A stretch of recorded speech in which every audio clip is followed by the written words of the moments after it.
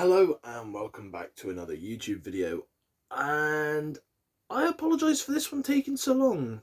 I've had it written up. I've just been way too heavily engrossed in 2K22, and I got my hands on Dying Light 2 recently, which I've been playing a decent bit of. I started it on stream and then started playing it off stream as well.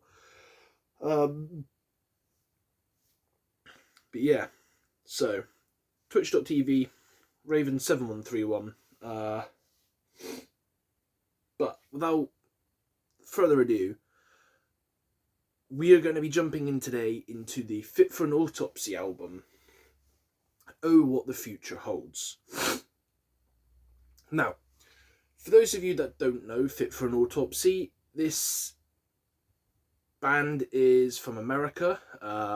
They are a deathcore band from Jersey City, New Jersey, and they were formed in 2008. The band consists of the guitarist Will Putney, Pat Sheridan, and Tim Hovley, I believe is how you pronounce that name. Drummer Joe Sean.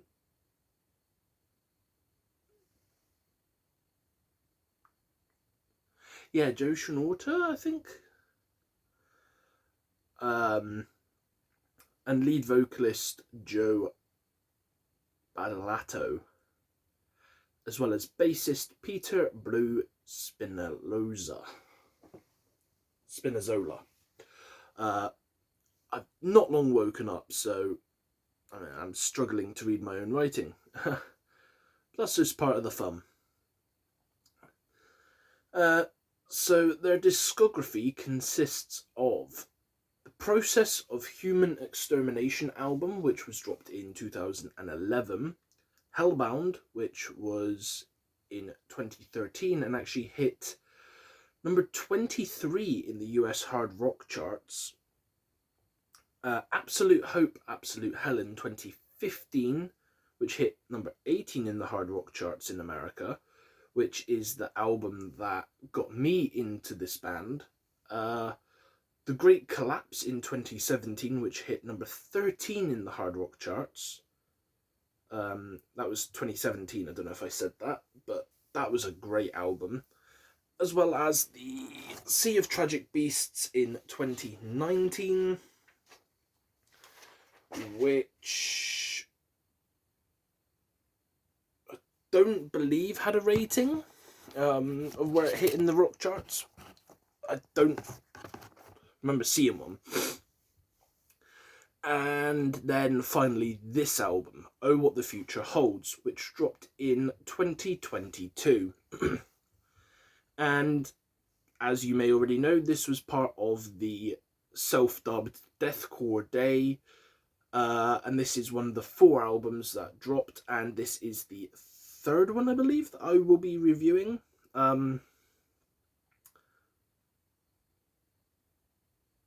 With that being said, though, I am unsure if my next album review will be the 4th and final album from Deathcore Day, or if I'm going to do the new Paleface Fear and Dagger album, because I did have a comment the other day asking if I was going to do that, and I did say I do intend to, and I don't want to leave that one like as an afterthought, because I do really want to listen to the Fear and Dagger album.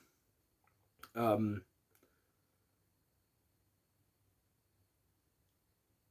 I'm unsure what I'm doing as of yet. I will make my mind up. I may just do 2, like do the Deathcore Day part 4, then do Fear and Dagger. Try and get them both uploaded soon, because I am really neglecting you guys with reviews. But I digress. The band also has 2 EPs, which is Hell on Earth, which dropped in 2009, and their split EP, The Depression Sessions, which was with Thy Art Is Murder, which is another band that I am a big fan of, and The Acacia Strain, which is, again, another band I'm a big fan of. In 2016, this dropped. And when this split EP dropped, I was absolutely mind blown that three of my favourite bands were dropping a split EP. And it did not disappoint me. Honestly. It... Ugh. They each do an original song and a cover song. Yeah. I can't remember exactly what Fit for an Autopsy covered. I want to say it was Perfect Drug. And then Thy Art did Du Hast. And Acacia Strain did... Yeah, I don't remember. Anyway, we will move on, and we start off with track number 1, which is the title track, Oh, What the Future Holds, which clocks in at approximately 2 minutes and 52 seconds. So, track starts off slowly with a bit of a piano track that has a bit of a classical inspiration, I would say. And then it picks up and is straight away a solid track, albeit fairly shortish as an opener. And the lyrics are very simplistic, but are exactly the kind, what you kind of expect for Fit for an Autopsy sound, if that makes sense. With things off of themes of people being, lesser than others, God's giving and taking away, things of that nature. I'm just gonna move the camera a little bit. With that, we move on to track 2, which is Pandora. This clocks in at 4 minutes and 37 seconds. This is a slightly longer track. This one was actually really solid from the start. The drums are ferocious and fast, and the vocals are hard hitting.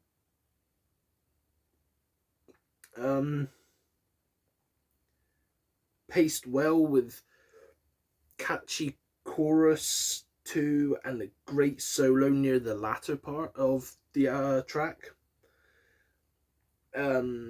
It's a killer track to have on so early in the album. And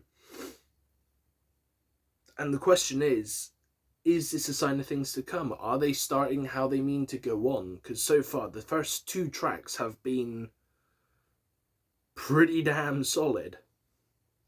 You'll have to wait and find out. Moving on from Pandora, we have track number 3. Oh, hold on.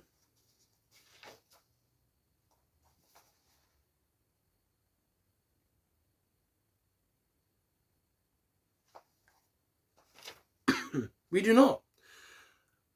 We actually have a little bit of a line that I picked out. So, some lines that I did actually want to bring attention to, which I forgot about, was this: hide your hells in the dirt where the dead define. Hide your hells on earth where death will find you. I'm not sure what it was that actually drew me to that particular line, but there was just something about it that stood out to me when I heard it, and I was like, okay.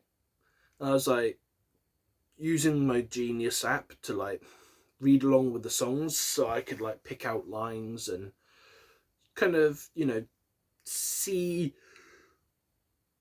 what's what. Sorry for the yawning. It's just... How professional of me. But yeah, there was also this line which I really like too. Too many graves, not enough shovels.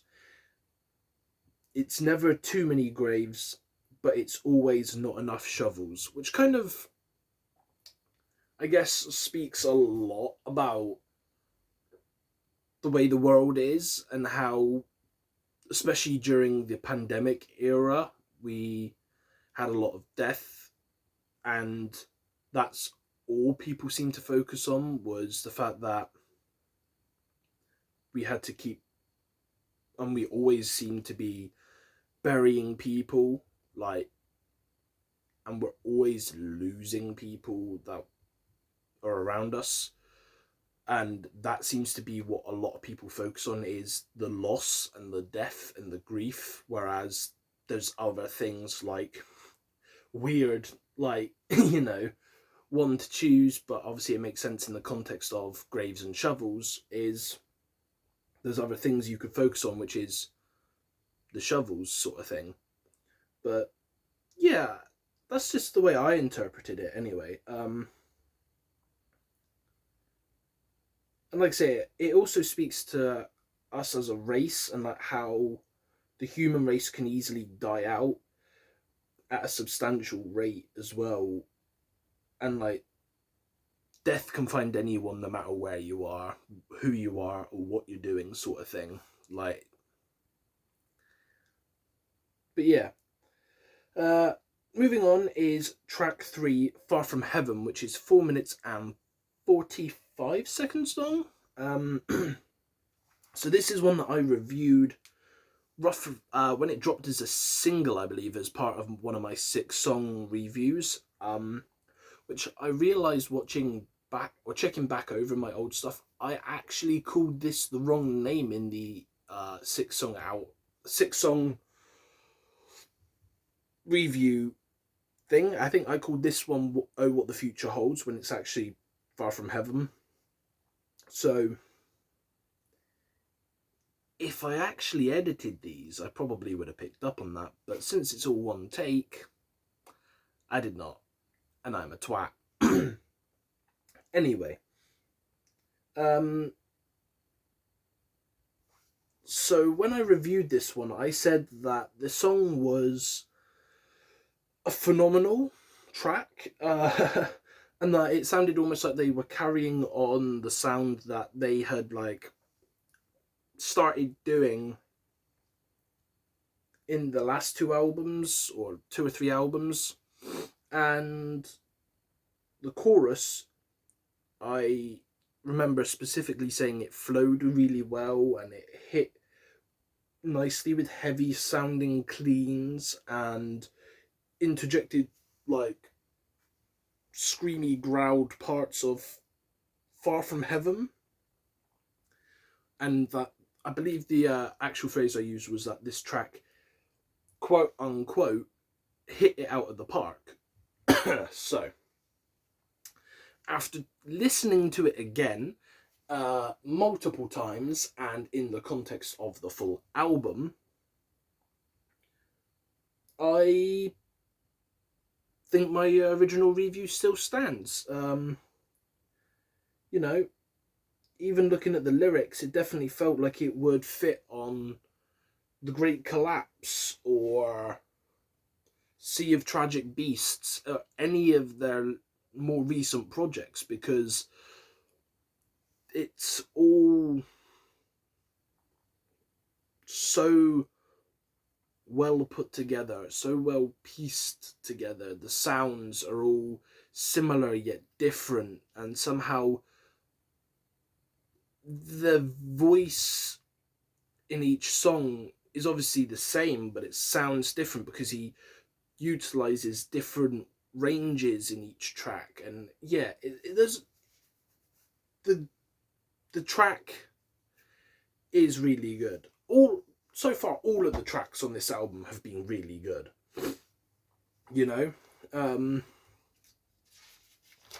But we're only on track 3 of like 10, I think. There may have been more. So let's see what track number 4 has in store. This one is called In the Shadows, and is 3 minutes and 58 seconds long. So, this track has crushing drums. Like, the vocals are on point. Like, he just effortlessly switches from growls to clean belted lines, and it is literally insane how he can be like up here on the chorus, like just belting like something, and then all of a sudden he just drops down to this like really clean, mean guttural.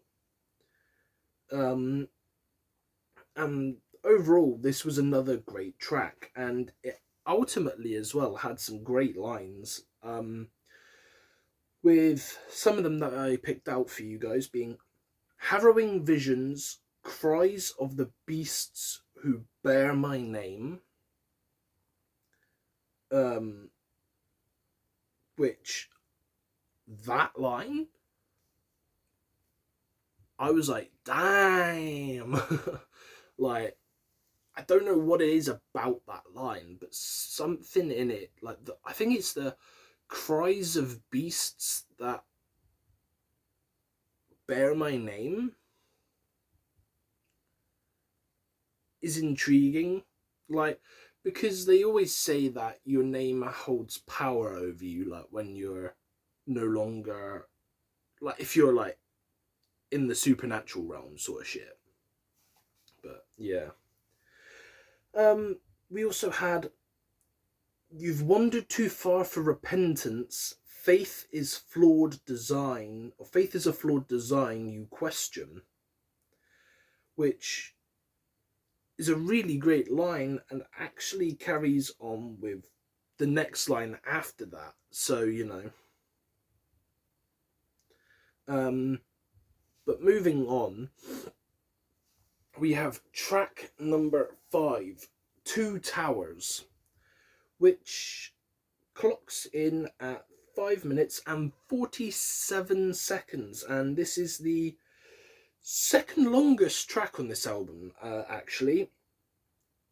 And it starts with some soft, clean singing before some epic drums and guitar bits like start to come into play, and the vocals evolve and the heavy growls as the song starts to chug along with utter force, like, and then a solo comes in to break things up as you're going along with faint vocals floating over it.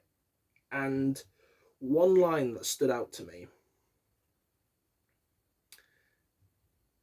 the garden lies before me, secured from wolven claw. I give to you, if only to remain. No, my prisoner, the gate is closed. Only despair shall shape the bones of this dying plain. And I'm not sure why it stood out to me. It's just something that made me think, and I was like, it's interesting, I spent many hours pondering over some of the stuff in here, like just trying to work out why it stood out to me, why it spoke to me, sort of thing, Anyway, moving on, we have track number 6, A Higher Level of Hate, which clocks in at 4 minutes and 8 seconds long. This track starts with rhythmic drum pattern and guitar that follows very similarly along with the drums. The song flows really well. It has a great rhythm to it, which carries on throughout the entire track, with the vocals somewhat matching the pacing. And the lyrics were definitely interesting too. For example, beta-tested districts are slowly enlisted, bent to the persuasion of the architect, all emotion reduced into analytics, fall into it, no escape. which was my favourite line, personally. And it's something about the whole beta-tested districts are slowly enlisted. Was like the main thing that grabbed my attention. Because what that reminded me of is almost like where you see in movies like how America will target certain districts where they know people are a little less well off and then enlist them into like the army, the navy, the marines, whatever the fuck, you know? That's kind of what it made me think of, but who knows?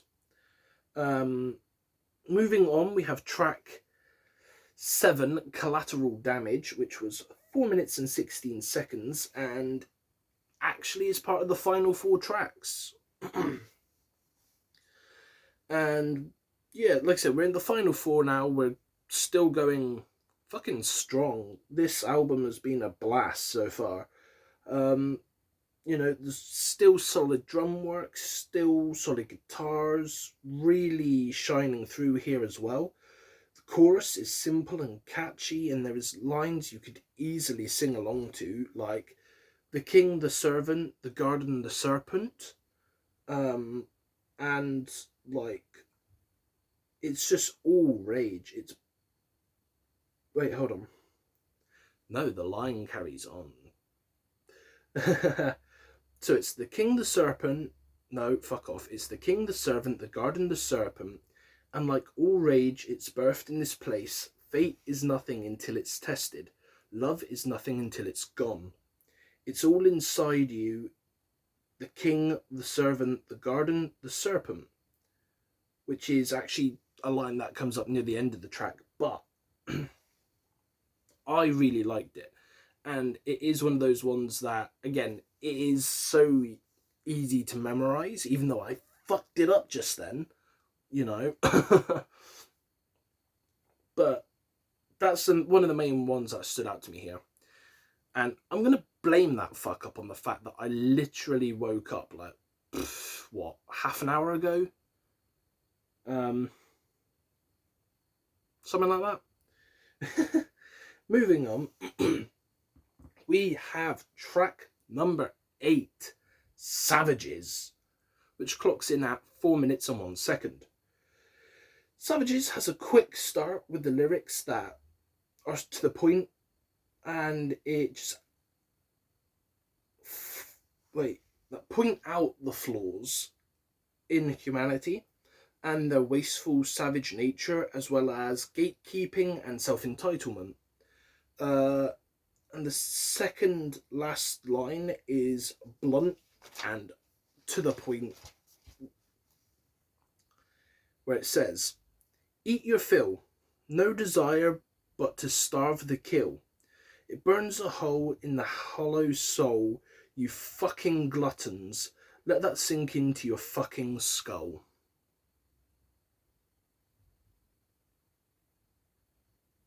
Yeah, like I said, blunt and to the point.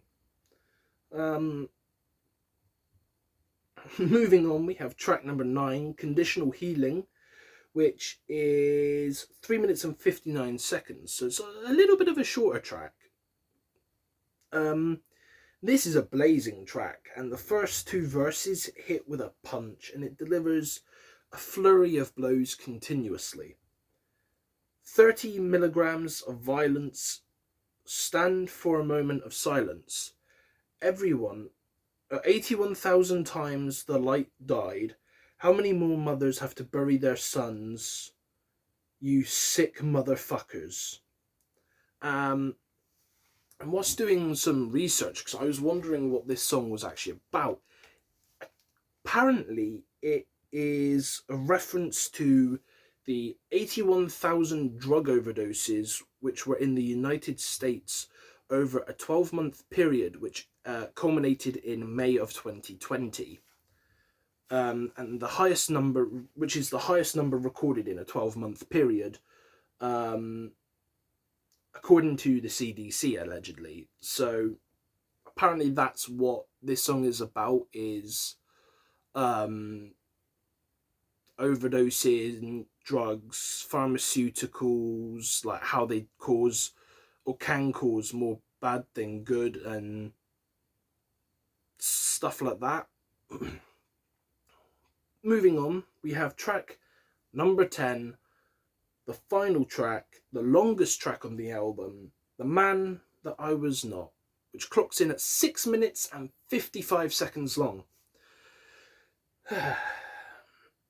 So yeah, this is, like I said, this is the final and longest track on this mammoth album. And it starts with a laid back, chilled, soft vocal, which I liked. And then it metamorphs into a heavier track for a good while. And then it lulls again and changes it up. And it's insane how solid this track is.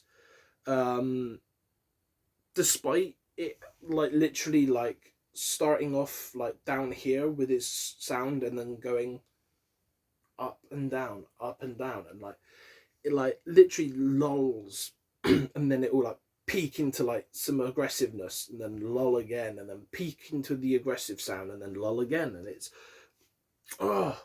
it's an art form that some bands try to pull off but cannot perfect.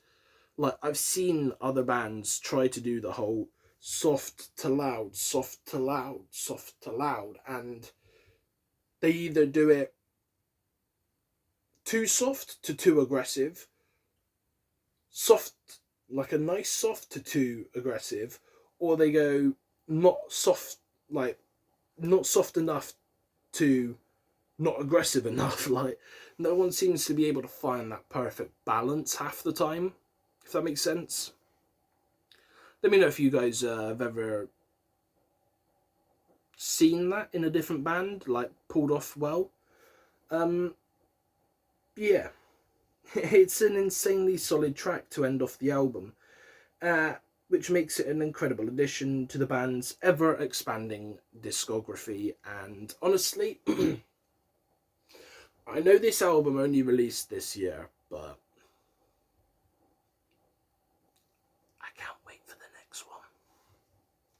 like, Fit for an Autopsy never disappoint with what they release, like, personally. See a Tragic Beast had some bangers on it, like I said. Great Collapse, one of my favourites. Absolute Hope, Absolute Hell. Salt Wound, that track on there, bloody good. One of my favourite tracks they've ever released. But overall, this is an extremely solid album, and I'd be lying if I gave it anything less than a 10 out of 10 personally. Because there wasn't a single weak track or wasted skit or non-thought out, poorly mixed track on the album. Everything had a purpose, everything had a place, everything had a message, everything was stitched together neatly. There was no flaws, no seams that you could like pick apart. Everything that this band did was done with sheer precision and perfection, that you can tell they have a love for their craft. And if you're unsure on this album still, I will give you my top tracks, as always, so you can get a feel for the entire album and check them out to see if Oh What the Future Holds is a good addition for your ever-expanding discography as well. So, with my tracks, we have got track number 1. Conditional Healing was actually my favourite track on the album. Track number 2, Pandora. Track number 3, Savages. And track number 4, Two Towers. It was hard to pick 4 good tracks from this one, honestly. But I feel like these are the 4 that would give you the best idea of if you like the album. They're a little bit of everything. So, with that being said, I hope you enjoyed this review. If you did, give it a like, give it a subscribe, whatever the fuck. Check me out on Twitch. Come hang out. And I will see you, ladies, gentlemen, friends and fans, in the next review, whatever that will be. Stay safe out there.